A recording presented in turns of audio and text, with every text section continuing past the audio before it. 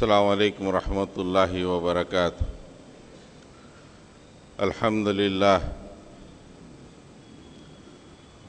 للہ نحمدہ ونستعینہ ونستغفرہ ونؤمن بہ ونتوکل علیہ ونعوذ باللہ من شرور انفسنا ومن سیئات اعمالنا من یہد اللہ فلا مضل لہ ومن یضلل فلا ہادی لہ ونشهد أن لا إله إلا الله وحده لا شريك له ونشهد أن محمدا عبده ورسوله أرسل بالحق بشيرا ونذيرا وداعيا إلى الله بإذنه وسراجا منيرا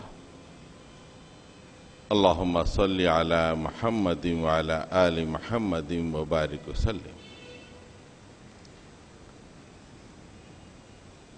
قابل احترام بزرگوں، عزیز نوجوان ساتھیوں،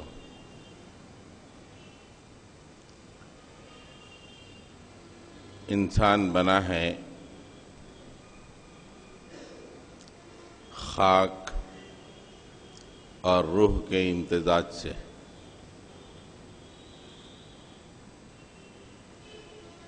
گوشت پوست، خون، ہڈیاں، پھر اللہ کی روح۔ انسان بن گیا اور زمین میں آیا، اور زمین میں اس نے اپنے ہی طرح کے انسانوں کا ایک سماج بنایا، اور اس وقت انسان زمین پر ایک سماج کے جز کی حیثیت میں زندگی گزارتا ہے۔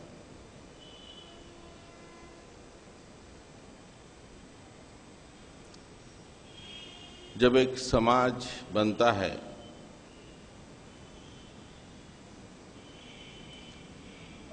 تو اس کے اصول بھی ہونے چاہیے۔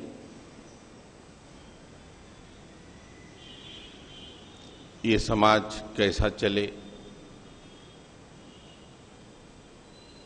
اگر اس سماج میں تجارت ہو تو کیسی ہونی چاہیے؟ اگر شادی ہو تو کیسی ہونی چاہیے؟ مر گئے تو کس طرح اس کا آخری معاملہ کیا جائے؟ رشتہ داریاں بنی تو ان کے ساتھ کس طرح کا سلوک ہو؟ بچے چھوٹے ہوں تو کس طرح ان کے ساتھ معاملہ ہونا چاہیے؟ بڑے ہوں تو ان کو کس طرح ان کی دیکھ ریکھ ہونی چاہیے؟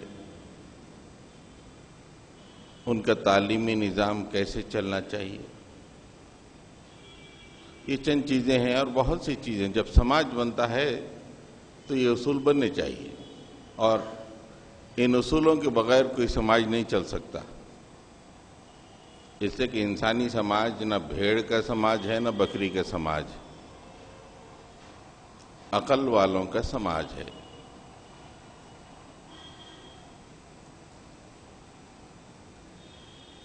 اس سماج کو چلنے کے لیے یا چلانے کے لیے اصول کی ضرورت پڑتی ہے۔ وہ کوئی بھی قوم ہو، مسلمان ہو، غیر مسلم ہو، سکھ ہو یا عیسائی، جہاں بھی ایک سماج بن گیا انسانوں کا، وہاں پہ اصول بنتے ہیں۔ جھگڑا ہوا تو فیصلہ کیسا ہونا، دو فریق اپنی اپنی بات صحیح کہیں تو کون صحیح ہے کیسے ماننا، ایک پہ ظلم ہوا تو ظالم کے ساتھ کیا رویہ ہونا، مظلوم کے ساتھ کیا رویہ ہونا، یہ تمام چیزیں سماج کا حصہ ہیں۔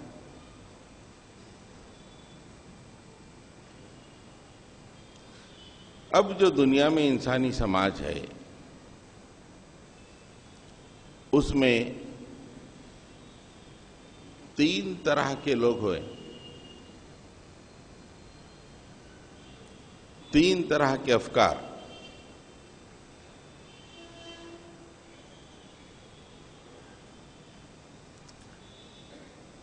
جس میں 2 طرح کے افکار والے بہت زیادہ ہیں، اور آخری فکر جس کا میں آخر میں تذکرہ کروں گا بہت تھوڑے ہیں۔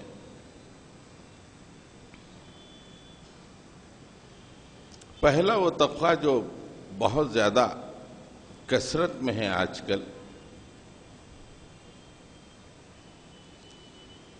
وہ طبقہ ہے جو سماج کو اپنے حساب سے چلانا چاہتا ہے، ایز وی ڈیزائر۔ میرا جو جی چاہے سماج ویسا چلنا، میری خواہشات کے مطابق سماج چلنا۔ اس کا قانون ہم محلے کے یا ملک کے کچھ لوگ ایک جگہ بیٹھیں گے بنا لیں گے۔ اگر ملک کے لوگ یہ سمجھیں کہ مرد اور مرد مل کے اپنی شہوانی پیاس دور کر سکتے ہیں، ٹھیک ہے، قانون بنا دیں گے ہم، مرد مرد سے شادی کر سکتا ہے، عورت عورت سے شادی کر سکتی ہے، اس لیے کہ ہمارا سماج ہے، ہم زندگی گزارتے ہیں یہاں پر، ہم کو اختیار ہونا چاہیے۔ ہمارے محلے میں یا معاشرے میں بچی ہوگی تو اس کو اختیار ہے، جتنے کپڑے پہننے ہیں، کوئی روکنا نہیں،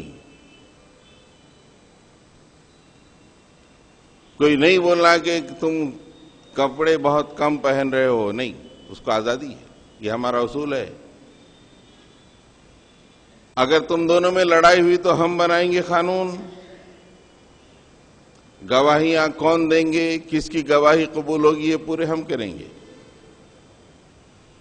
اس لیے کہ ہمارا سماج ہے، ہم جو چاہے کریں گے۔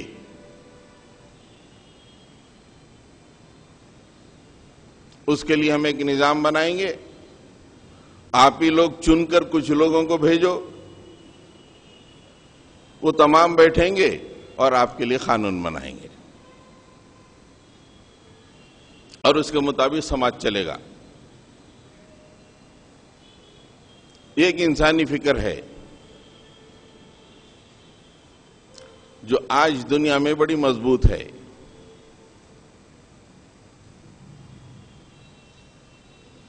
دوسرا ایک طبقہ ہے جو پہلے والے طبقے کا دوست ہے۔ وہ طبقہ، اس کے ذہن میں یہ ہے کہ مجھے کیا کرنا ہے اس سماج سے، آج پیدا ہوا ہوں، عنقریب مرنے والا ہوں۔ اگر کچھ لڑکیاں بھاگ رہی ہوں تو کوئی بات نہیں معاشرے کی، میں تو 5 وقت نماز پڑھ لوں گا۔ اگر کچھ مسلم لڑکیاں غیر مسلم بچوں کے ساتھ دوستی کر کے شادیاں کریں تو کوئی بات نہیں، میں فجر کے بعد بیٹھ کر اچھی تسبیح کر لوں گا۔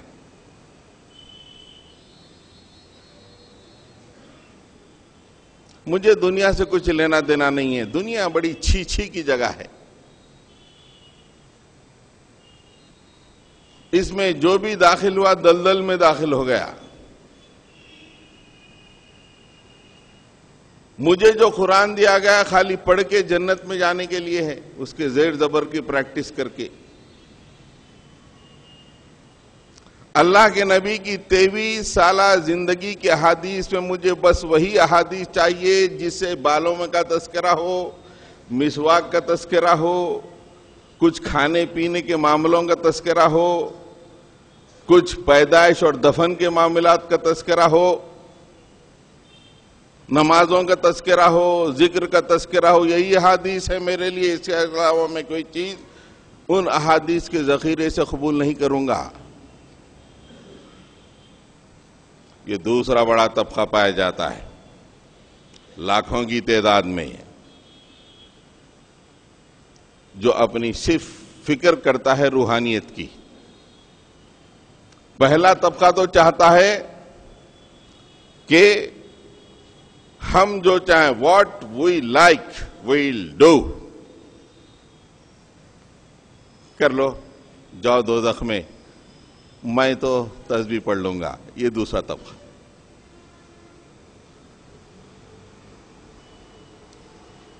تیسرا ایک منسکیول طبقہ ہے، وہ چاہتا ہے کہ دنیا کے تمام معاملات، انسانی سماج روح کے تحت آ جائے۔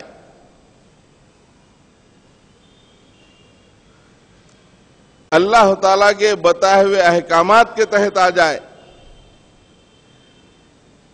اللہ کے نبی صلی اللہ علیہ وسلم کے بتائے ہوئے شریعت کے مطابق ہر معاملہ آ جائے۔ مطلب یہ ہے کہ میری تجارت بھی روح کے تحت ہو، میرے نفس کے تحت نہیں، میرے ڈیزائر کے مطابق نہیں، میرے روح کے مطابق۔ روح کیا ڈیمانڈ کر رہی ہے؟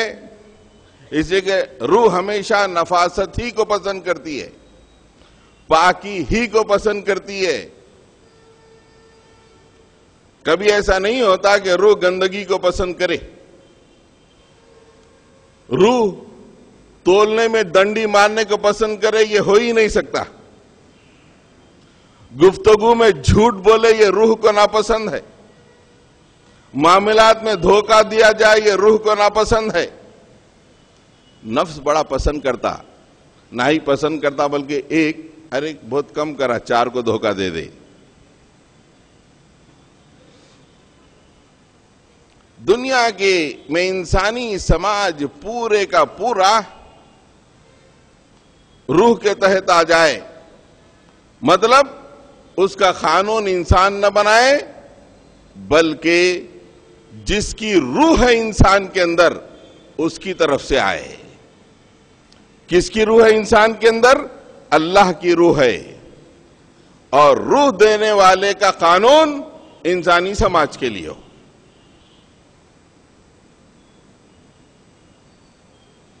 بہت تھوڑے لوگ ہیں، 1% بھی نہیں ہوں گے، بہت کم تعداد، بکثرت تعداد انسانی سماج کے ان لوگوں کی ہے جو ہم اپنے معاملات کو جیسے چاہے انجام دیں گے۔ سیکنڈ میجارٹی ہے، کر لو بھائی، ہم خالی نماز روزہ پڑھ لیں گے بس۔ ہمارے محلے میں 4 بچے ہم بھاگ گئے، جانے دو، دوزخ میں جاتے، میرے کو تو جنت میں جانا ہے۔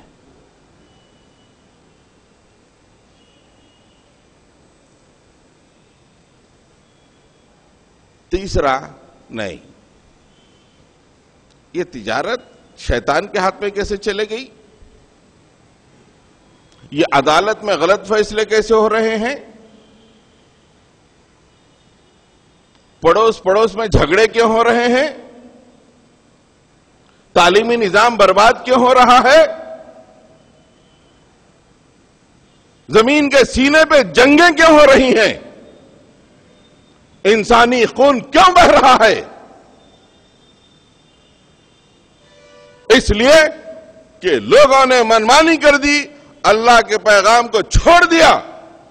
منسکیول ضرور ہے، لیکن ہم اس نظام کو قائم کر کے رہیں گے جس سے زمین کا خون خرابہ ختم ہو جائے اور انسانی سماج کا ہر معاملہ روح کے تحت آ جائے۔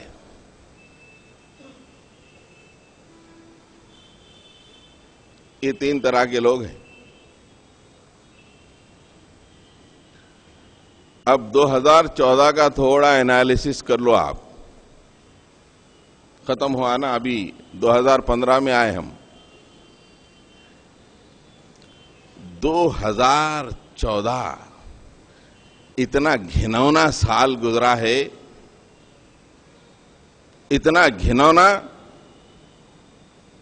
اس لیے کہ وہ دو گروپ جو دنیا میں منمانی کرتے ہیں اور وہ گروپ جو صرف اپنی زندگی، اپنی جنت اور اپنی بارہی میں فکر کیا، سماج کو نہیں سوچا، ان کا ڈومینیشن رہا۔ اس گروپ کو کمزور کر دیا گیا جو انسانی سماج کو اللہ کے سائے تلے لانا چاہتے ہیں۔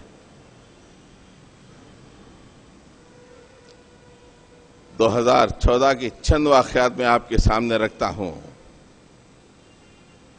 اور روح دینے والے خدا کے احکامات اس کے مقابلے میں رکھتا ہوں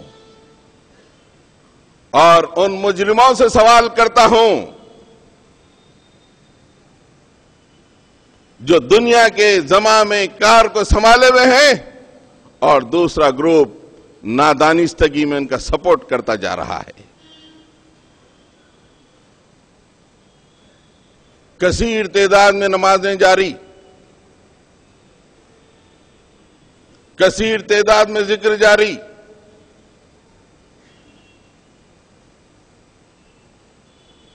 اس لیے کہ وہ طبقہ جو انسانی سماج کو خدا کے احکامات کے تحت لاتا ہے وہ کمزور، اس کو کمزور کیا جا رہا ہے۔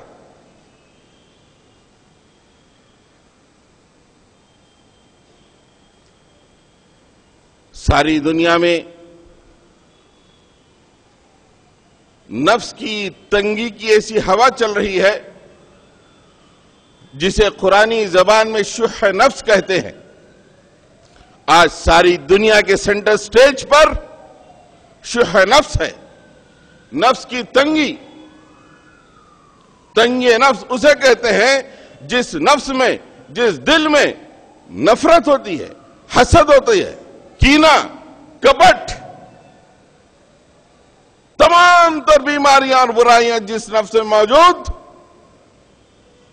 وہ شح نفس کی وجہ سے۔ آج ساری دنیا کا سماج ایسے لوگوں کے ہاتھوں میں آ گیا جنہوں نے اپنے نفس کو روح سے آزاد کر دیا، منمانی کرنا شروع کر دی۔ آج ساری دنیا پہ صرف لکیریں ہیں، لکیروں کی بنیاد پر نفرتیں چل رہی ہے۔ ایک خدا کو ماننے والے، ایک رسول کو ماننے والے، ایک قرآن کو ماننے والے، لائن کے اس طرف کردش، لائن کے اس طرف عراقی، خون بہا خون۔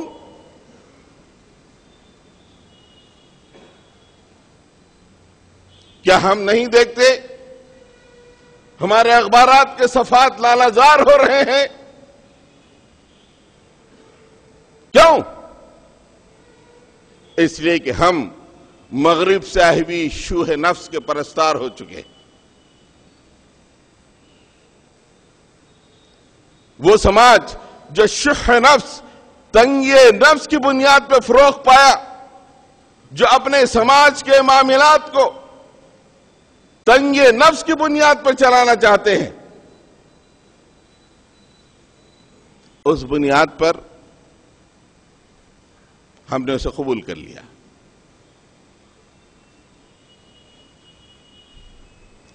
قرآن مجید کہتا ہے وَمَن يُوقَ شُحَّ نَفْسِهِ فَأُولَئِكَ هُمُ الْمُفْلِحُونَ۔ جس کو اللہ تعالیٰ نے شح نفس سے بچا لیا، دراصل وہی کامیاب ہے۔ اس نفس کی گندگی کو چھوڑو۔ اس نفس میں جو گندگی آ گئی ہے، نفرت کی گندگی، کینہ اور کپٹ کی گندگی، غصے کی گندگی، اگر اس گندگی کو لے کے آؤ گے تو کامیاب نہیں ہوگے۔ آج گوروں کا کالوں کے لیے نفرت، لکیروں کی بنیاد پہ ایک علاقے کے لوگوں کا دوسرے علاقے کے لوگوں سے نفرت، جس کی بنیاد پہ خون کی ندیوں کا بہانا، بین ثبوت ہے کہ انسانی سماج کے سینٹر سٹیج پر شح نفس ہے، جبکہ اللہ کا کلام کہتا ہے کہ خبردار، اس تنگ نفس کے ساتھ زندہ رہو گے ناکام و نامراد ہو گئے۔ اللہ کے نبی صلی اللہ علیہ وسلم نے ارشاد فرمایا، اتقوا الشح، لوگو تنگ نفس سے بچو۔ تنگ نفس کی بڑی بری تاریخ ہے، اللہ کے نبی نے فرمایا، it has a bloody past. دنیا میں جتنا خون بہا ہے شح نفس کی وجہ سے ہی۔ اللہ کے نبی کے صلی اللہ علیہ وسلم کی اس حدیث کو اپنے الفاظ میں اگر میں سمجھاؤں تو اللہ کے نبی نے فرمایا کہ دنیا میں جتنے بھائیوں نے اپنے بھائیوں کو قتل کیا ہے شح نفس کی وجہ سے، دنیا میں جتنا خون بہا ہے شح نفس کی وجہ سے، دنیا میں جتنا فسق و فجور پھیلا ہے شح نفس کی وجہ سے۔ ایک ماں کے پیٹ میں پیدا ہونے والے دو بچے ایک دوسرے سے نفرت کرتے ہیں، ایک دوسرے کا حق مارتے ہیں شح نفس کی وجہ سے۔ اور کہا وَمَن يُوقَ شُحَّ نَفْسِهِ فَأُولَئِكَ هُمُ الْمُفْلِحُونَ۔ آدم کے بچوں شح نفس سے بچو۔ اللہ کے نبی صلی اللہ علیہ وسلم کا پورا نظام اس شح نفس کو ختم کرنے کے لیے آیا ہے، نفس کی تنگی کو دور کر کے نفس کو وہ وسعتیں عطا کرنے کے لیے آیا ہے جس کے سامنے زمین و آسمان کی وسعتیں ہیچ ہے۔ ایک ایسا نظام جس کو انسانی آبادی نے اپنایا، قیامت تک کے لیے آسمان پہ جگمگا رہے ہیں۔ ایسی مثالیں قیامت تک کے لوگ پیش نہیں کر سکیں گے۔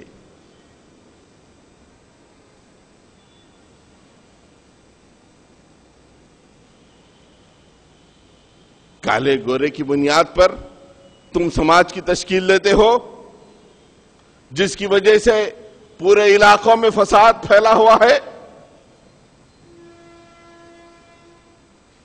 اللہ کے نبی نے فرمایا، نہ کالے کو گورے پہ فوقیت ہے، نہ گورے کو کالے پہ فوقیت ہے۔ کیا بہترین بات اللہ کے نبی نے فرمائی، کلکم من آدم، اے گورو، اے کالو، اے عربیو، اے عجمیو، کلکم، تم تمام کے تمام ایک باپ کی اولاد ہو، آدم کی اولاد۔ وہ آدم من تراب، اور سمپل بات یہ ہے کہ آدم مٹی سے بنا ہے۔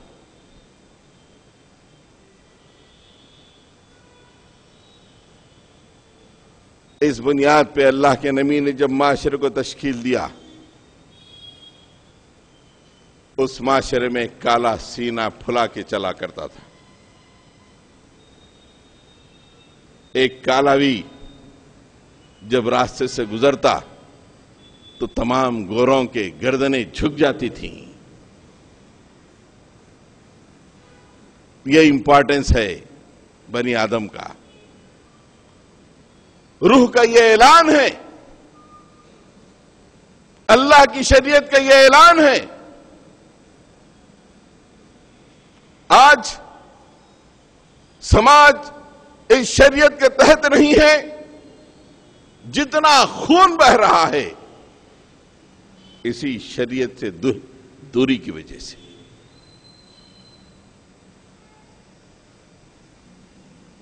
حضرات گرامی، کتنا خطرناک سال 2014 گزرا۔ سماج کے، انسانی سماج کے اگر سب سے دو کمزور چیزوں کا تذکرہ کیا جائے تو سب سے پہلے ہمارے گودوں میں پلنے والے وہ چھوٹے بچے آتے ہیں جو اپنا دفاع نہیں کر سکتے.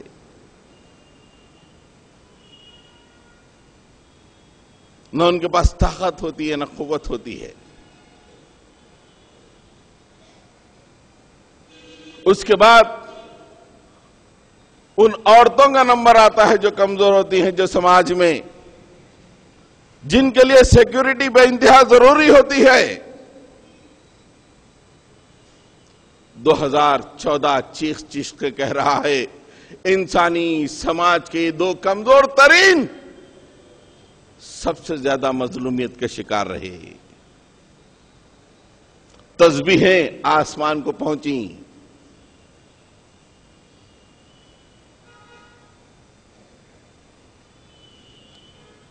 جو لوگ منمانی کر رہے تھے وہ دندناتے ہوئے گھومتے رہے.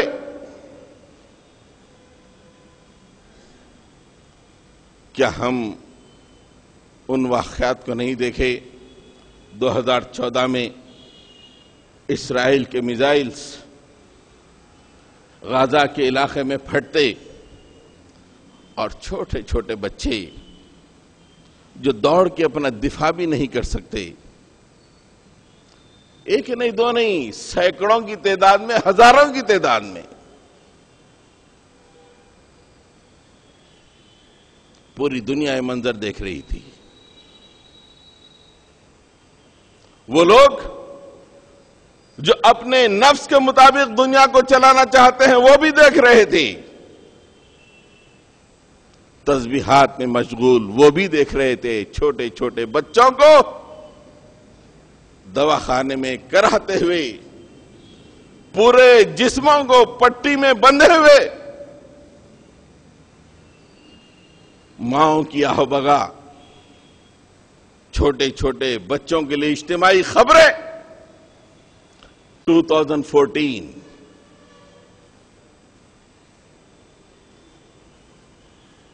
آج سیرت النبی کے جلسے چل رہے ہیں. سیرت کا پیغام آئے گا کہ اللہ کے نبی صلی اللہ علیہ وسلم کے لائے ہوئے پیغام اور اس سسٹم میں ایسا ہو سکتا ہے.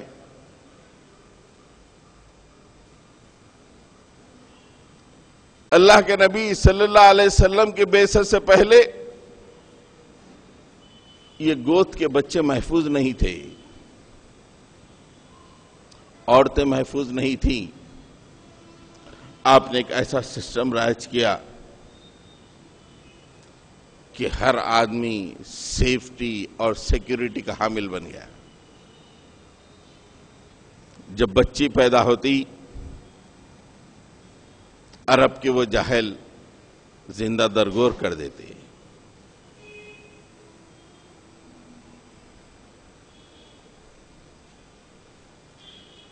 آسمان سے وحی نازل ہوئی، ظالموں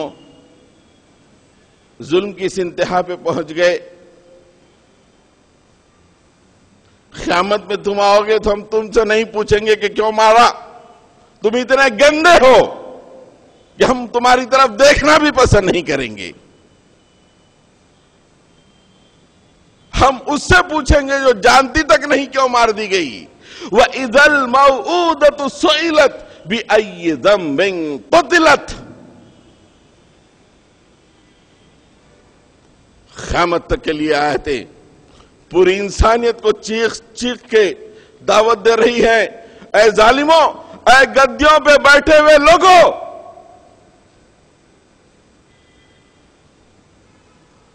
غزہ کے وہ چھوٹے معصوم بچے، ان کو مارنے والوں اللہ تم سے بات نہیں کرے گا قیامت میں. تم اتنے ظالم ہو کہ تمہارے سینے میں دل نہیں، پتھر نہیں، پتہ نہیں کیا ہے.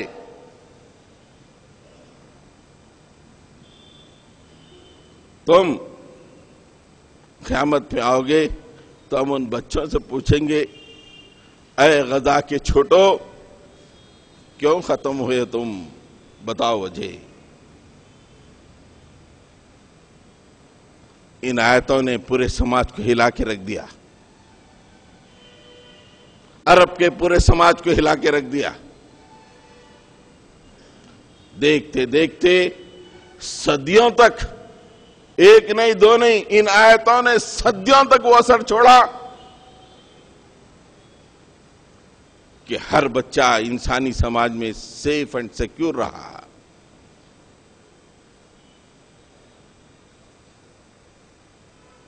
اسلام نے سب سے زیادہ حمایت کی مظلوموں کی، اور مظلوم ترین وہ ہوتا ہے جو اپنی پروٹیکشن تک نہیں کر سکتا، ڈیفنس تک نہیں کر سکتا، وہ دنیا کا مظلوم ترین۔ اگر آپ کو کوئی مارے، کم سے کم آپ دوڑ کے بھاگ کے جا سکتے ہیں یا اس کا مقابلہ کر سکتے ہیں، لیکن ایک گود کے بچے کو کوئی اٹھا کے پھینک دے، وہ اپنا ڈیفنس بھی نہیں کر سکتا۔ دنیا کس مقام پہ پہنچی ہے دیکھیے آپ، ظلم کی کس انتہا پہ پہنچی ہے۔ اور سینہ ٹھوک کے کہو، اسرائیل کو اپنا فیصلہ کرنے کا اختیار ہے۔ چھوٹے چھوٹے بچے چیخ رہے ہیں۔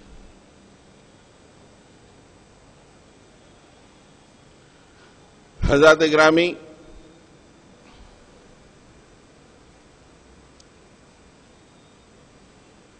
دوسری کمزور انسانی سماج کی ہستی عورت، دوسرے علاقوں میں نہیں، خود اپنے بھارت میں ہر دوسرے دن ایک ریپ کیس اخبار میں آیا۔ Every second day one rape case, جبکہ ہندوستان میں نربھے ایکٹ آ چکا تھا۔ نربھے ایکٹ کے بارے میں یہ ہے کہ ریپ کرنے والوں کے لیے سخت ترین قانون ہے، وہ قانون بننے کے بعد ہر دوسرے دن ایک ریپ ہوا ہندوستان میں۔ 2014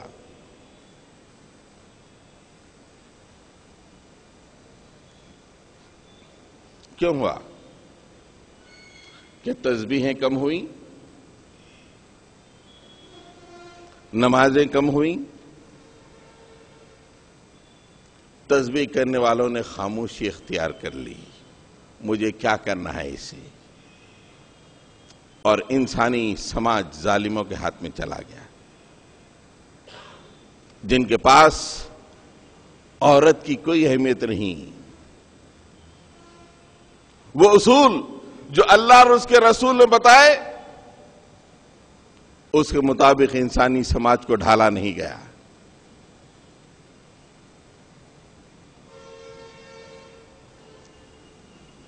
حضرات گرامی،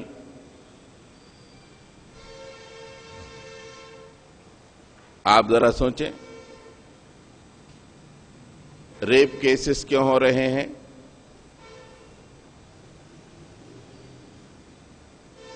دونوں طرف سے گڑبڑ ہو رہی۔ ایک طرف لڑکیاں پرووکیٹو لباس، ریویلنگ لباس پہن کر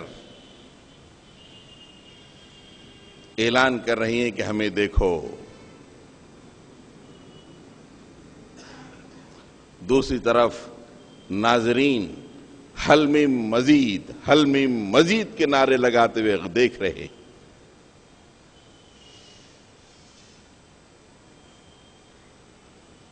جب کہا جاتا ہے کہ ہم نہیں، پولیس، لا بنانے والے ممبرز، وہ جب ان سے کہتے ہیں کہ لڑکیوں کو ہمارے اچھا لباس پہننا چاہیے تو ایک کوہرام مچ جاتا ہے۔ بل ہماری آزادی پہ یہ حرف، یہ تنقید ناقابل برداشت۔ ہم یوں ہی گھومیں گے، ہماری سیکیورٹی کرو، نہیں ہو سکتا۔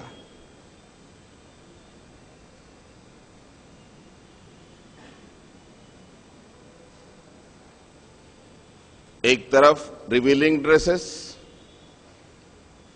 دوسری طرف نوجوانوں کا گھور گھور کے دیکھنا، یہاں سے معاملہ شروع ہوتا ہے اور کلمنیٹ ہوتا ہے ریپ پر. وہ لڑکی کا نہیں لیکن کسی اور کا ریپ ہو جائے گا، لیکن انیشیشن اس نظارے سے ہوتا ہے.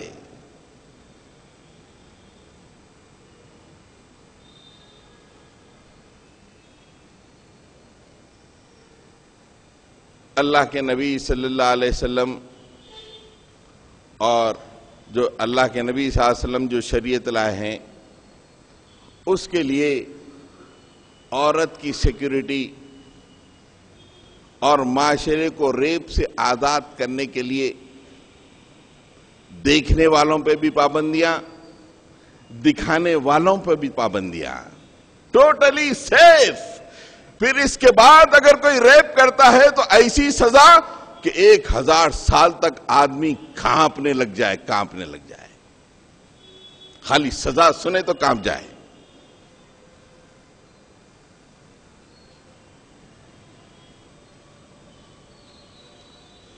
پانچ باتیں عورتوں کے لیے اللہ تعالیٰ نے فرمائے. سب سے پہلی بات، وَقَرْنَ فِي بُيُوتِكُنَّ وَلَا تَبَرَّجْنَ تَبَرُّجَ الْجَاهِلِيَّةِ الْأُولَىٰ. اے عورتوں، اپنے گھروں میں آرام سے ملکہ بن کے بیٹھی رہو. You are the queen of the house. تم اپنے پوزیشن کو سمجھو. گھر کی ملکہ ہو، سینٹرل سٹیج پہ ہو تم گھر کے. گھر میں بیٹھی رہو اور جاہلیت کی سجدت بتاتی نہ پھرو.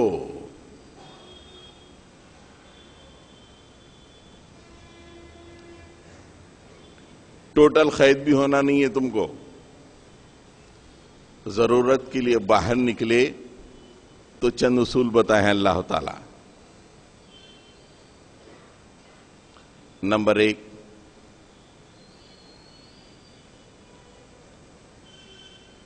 وَلَا يُبْدِينَ زِينَتَهُنَّ إِلَّا مَا ظَهَرَ مِنْهَا. اپنی زینت بتاؤ مت. جب باہر نکلو تو اپنی زینت مت بتاؤ. ہاں اگر کوئی ظاہر ہو جائے تو ہو جائے.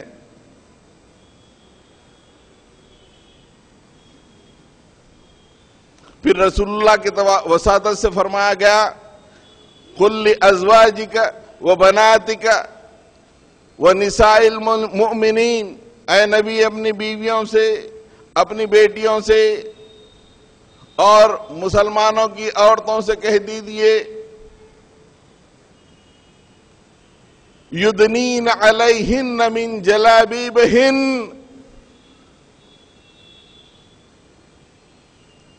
اپنے جب باہر نکلو تو اپنے چہروں پر اپنی چادروں کو کھینچ لیا کرو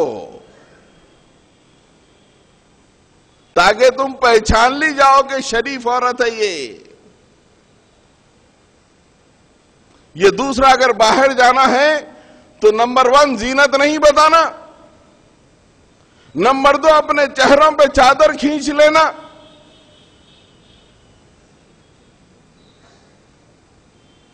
تیسرا، وَلْيَضْرِبْنَ بِخُمُرِهِنَّ عَلَى جُيُوبِهِنَّ.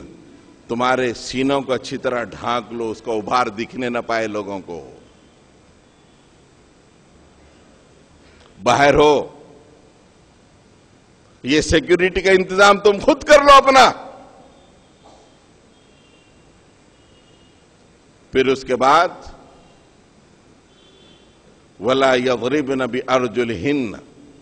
زمین پہ پیر مار کے مت چلو کیٹ واک کی طرح سٹائل سے.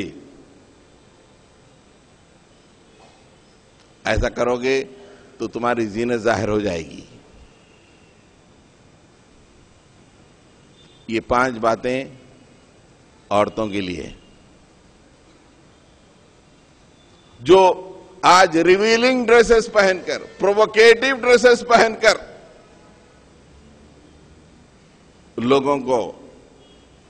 لوگوں کے لیے تماشا اور نظارہ بن رہی ہے۔ اللہ تعالیٰ فرماتے ہیں کہ if you want your security in the society، یہ 5 چیزیں۔ نمبر 1 تو گھر میں بیٹھی رہو، ضرورت کے تحت نکلو تو یہ کرو۔ اب دیکھنے والے کو کیا کہا گیا؟ قُل لِّلْمُؤْمِنِينَ يَغُضُّوا مِنْ أَبْصَارِهِمْ وَيَحْفَظُوا فُرُوجَهُمْ ذَلِكَ أَزْكَىٰ لَهُمْ۔ اے نبی، مومن مردوں سے کہیں کہ وہ اپنی نگاہوں کو نیچی رکھے، اپنی شرمگاہوں کی حفاظت کرے۔ یہ پاکیزہ طریقہ ہے۔ دیکھو، ادھر سے ریویلیشن کا کوئی شوق نہیں، پرووکیشن کا کوئی شوق نہیں، ادھر سے دیکھنے کا کوئی شوق نہیں، نگاہیں نیچی۔ ادھر سے ریویلیشن کا شوق ہو دوزخ، ادھر سے دیکھنے کا شوق ہو تو جہنم۔ ٹوٹل مائیں اور بہنیں سیف۔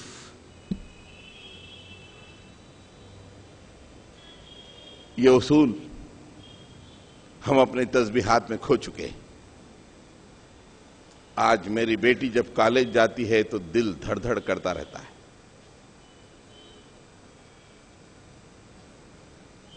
اس لیے کہ میں تو میری بیٹی کو پورے پردے میں بھیجوں، لیکن اس ظالم دیکھنے والے نے کسی اور پرووکیٹو لباس والی کو دیکھ لیا،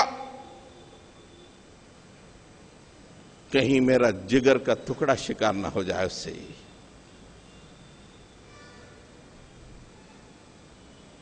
میں نے تو آج پوری تسبیحات کر لی فجر کے بعد،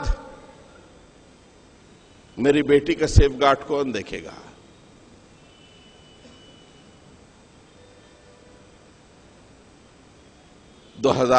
میں آلٹرنیٹ ایوری ویک ایک کم سے کم ریپ رپورٹ ہوا ہے انڈیا میں۔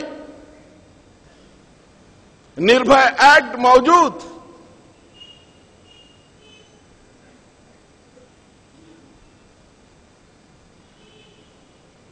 سوچیں آپ۔ we have left 2014 behind۔ آخری ایک اہم ترین بات،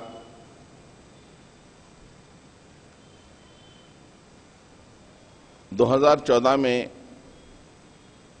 ایک بہت ہی خاص واقعہ ہوا۔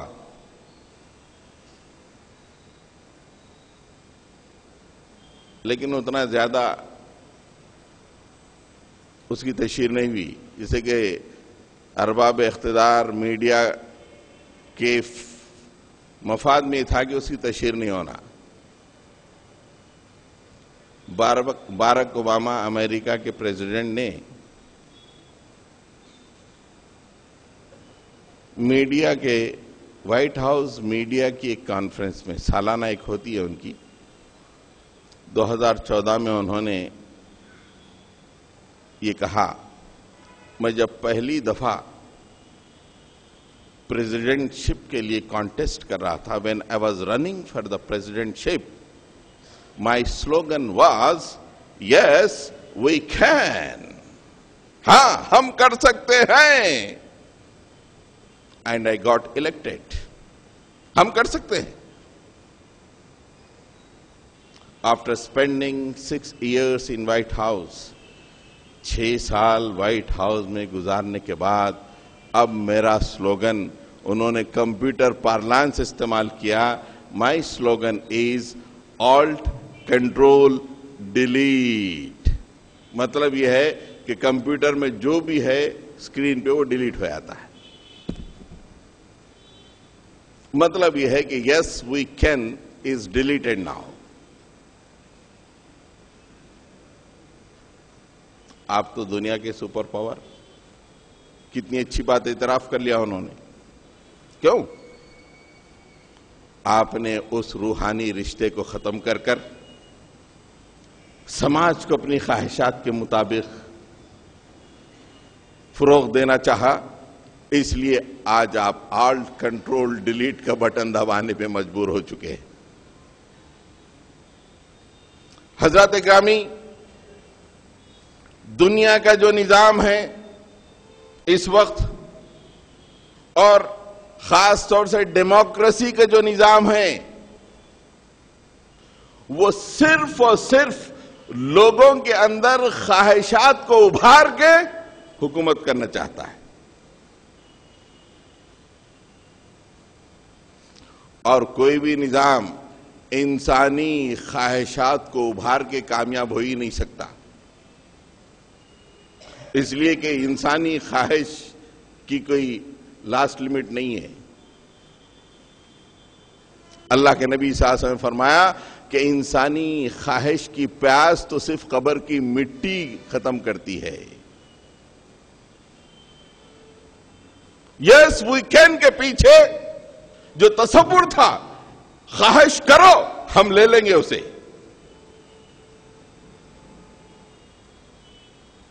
دنیا کا کوئی بھی نظام انسانی خواہش کو فروغ اور اس کے تکمیل کے لیے کوشش کرے گا، ناکام۔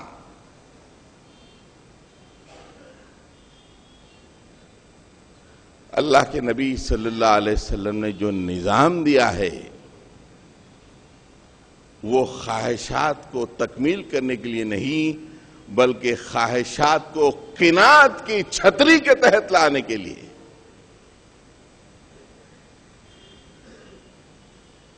قناعت، جس نظام میں قناعت کی اہمیت ہوگی وہ نظام کامیاب۔ انسانی خواہشات کو کنٹرول کرنے والا نظام قناعت کا نظام۔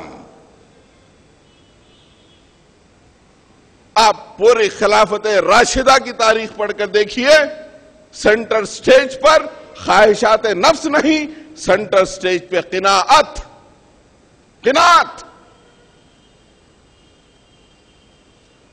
کی بنیاد پہ حکومتیں چلیں، قناعت کی بنیاد پہ انسانی سماج کی تشکیل ہوئی، قناعت کی بنیاد پہ انسانی معیشت کا نظام چلا۔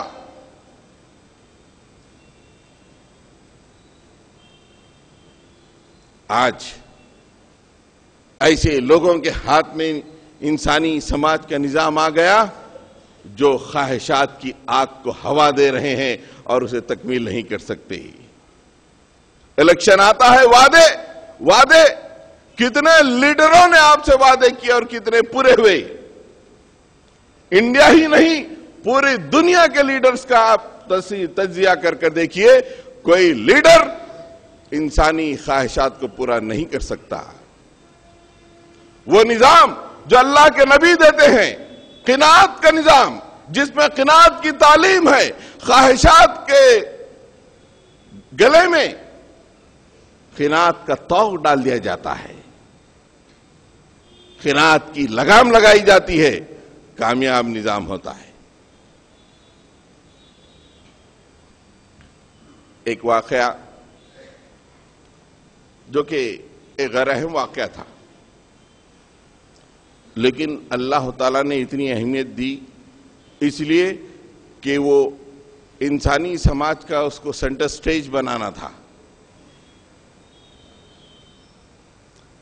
اب آپ دیکھیے کہ دنیا کے بہت بڑے پریزیڈنٹ ہیں، ان کی وائف نے اگر کوئی مطالبہ کیا، کیا امپورٹنٹ کیا ہے؟ ان امپورٹنٹ ہے نا؟ بیوی ہے، مطالبہ کر لی، کچھ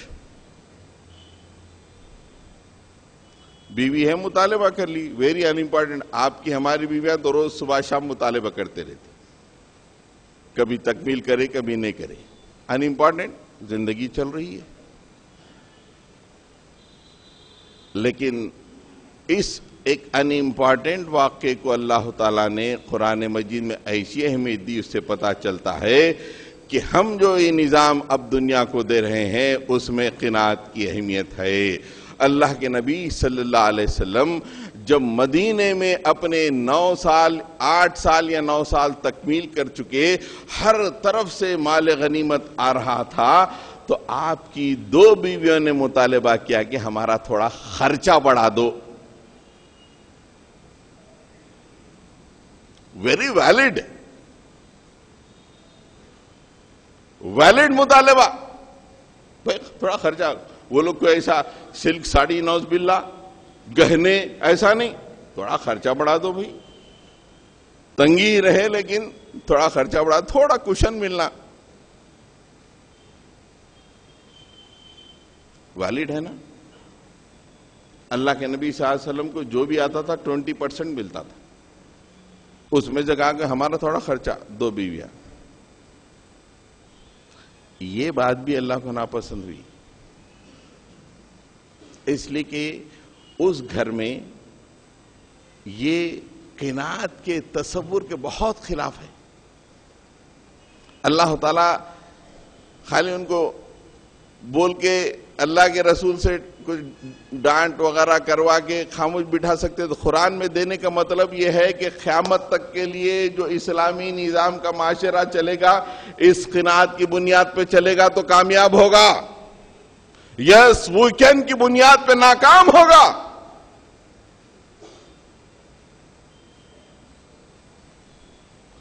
عسى ربكم ان طلقكن ان يبدله ازواجا خيرا منكن مسلمات مؤمنات قانتات تائبات عابدات سائحات ثیبات وابکارا۔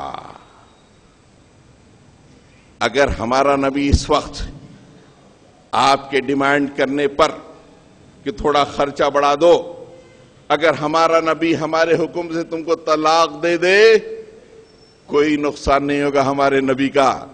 ہم تمہاری جگہ ہمارے نبی کو ایسی بیویاں دے دیں گے جو باکرہ بھی ہو سکتی ہیں، شوہر دیدہ بھی ہو سکتی ہیں، لیکن ان کے اندر کیا کوالٹیز ہوں گے؟